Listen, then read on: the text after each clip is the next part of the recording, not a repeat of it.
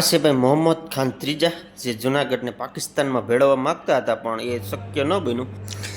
આસિફભાઈ ફાતિમા બેગમનું ચિત્ર જે એ સમયમાં પેઇન્ટિંગ કરેલું છે અને ત્યાર પછી ભાઈ આ ગાલીસા એ સમયમાં આ ટાઈપના ગાલીસા પણ વપરાતા. આ દરબાર હોલ અને ત્યાર પછી તાંબા પિત્તળની અલગ અલગ મૂર્તિઓ આ છે ઘડિયાળનું અને આવી રીતના ભાઈ જૂની મૂર્તિઓ અને આવી રીતના ભાઈ ઘણું બધું છે અને એ સમયમાં વપરાતા હથિયારો જે હાચી બનાવતા એ બધા જ હથિયારોનું કલેક્શન છે. તો જોજો સેટ સુધી વિડીયો. હેલો યુટ્યુબ ફેમિલી, કેમ છે? જય દ્વારકાધીશ, જય માતાજી, હર હર મહાદેવ. ભાઈ જુનાગઢ આવી ગયા હતા અને જુનાગઢ સંગ્રહાલયમાં આવ્યા હતા અને વિડીયો સેટ સુધી જોજો. રાજા રજવાડા વખતની કઈ કઈ વસ્તુઓ છે એ પણ જોઈશું અને જુનાગઢ આઝાદ થયું ત્યારથી જે નવાબ હતા એ પાકિસ્તાન હોઈ ગયા એની બધી જ વસ્તુઓ અહીં સંગ્રહ થયેલો છે એ આપણે વિડીયોમાં જોશું. આ છે ભાઈ દરબાર હોલ રાજાશાહી વખતનો. જો કે આ ચાંદીની ખુરશીઓ છે બધી એવું કહેવામાં આવે છે અને અત્યારે તો ભાઈ બહારથી જ આપણે જોવા દઈએ અંદર આટો મારવા દેતા નથી. જો કે પંખા અત્યારે લગાવેલા હોય એવું લાગે છે. અને આ છે હથિયાર વિભાગ. હથિયારમાં આ ટાઈપની રિવોલ્વર બંદૂકો દરેક પ્રકારના હથિયારો ભાઈ રાખેલા છે. આ ટાઈપની ઘણી બંદૂકો રાખેલી છે, નાની મોટી એ સમયમાં વપરાતી બંદૂકો રાખેલી છે. અમુકની સાઇઝ તો ખીચામાં રહી જાય એવડી છે. અને અમારી બેનને ભાઈ તોફાન આવ્યા કેમ કે એને બંદૂક લઈ લેવી હતી. આ નાની બંદૂક જ જોતી હતી. બેન એ આપશે તો નહીં, આપણે બહારથી બજારમાંથી લઈ લો. પણ લેવાની નથી બેન, સાચી બંદૂકો છે, આ રમકડાની નથી. ફોડી નાખીએ તો શું થશે? હા ભાઈ, આ છે બંદૂકની ગોળી બનાવવાનું બધા સાધનો છે અલગ અલગ. બંદૂકોનો ખજાનો છે. જો સિંગલ જોટા, એક ડબલ જોટા, આપણે ખ્યાલ નથી. ખ્યાલ હોય કોમેન્ટમાં જણાવજો. આ રિવોલ્વર પિસ્તોલ, નાની રિવોલ્વર જોઈ લો. અને એથી આગળ જાય તો હાવ નાની ખીચામારી. આ તામ્રપત્ર, દાનપત્ર જેને કહે છે કે જે દાનમાં આપ્યું હોય રાજાએ અને એનો લેખ લખે એ તામ્રપત્રમાં લખતા હતા. એના લેખ પણ અહીં લખેલા છે. એ અમુક અમુક રાખેલા છે અને એનો ગુજરાતી પણ કરેલું છે. 100% મુલાકાત લેજો. ત્યાં લખેલું હતું રાજાનો મેલ સામે આવેલો છે. ભાઈ આ છે હાથ વીંજણા, હાથના પંખા છે ભાઈ, હાથે પંખા હલાવતા એ પંખા. અમે તો આ મ્યુઝિયમની મુલાકાત લીધી છે. જો તમારે લોકોને આ મ્યુઝિયમ જોવું હોય તો છેક સુધી વિડીયો જોજો અને લાઇક, શેર એન્ડ સબસ્ક્રાઈબ કરવાનું ભૂલતા નહીં. ખૂબ રાજમહેલ મોટો છે અને રાજમહેલમાં જ આ બધી વસ્તુઓનો સંગ્રહ કરેલો છે. નજીવી ટિકિટ છે, તો તમે પણ એકવાર જુનાગઢ આવો ત્યારે 100% સંગ્રહાલયની મુલાકાત લ્યો. ખૂબ વિશાળ મહેલ છે. એ મહેલમાં દરેક પ્રકારની દરેક વસ્તુઓ એ સમયની રાખેલી છે.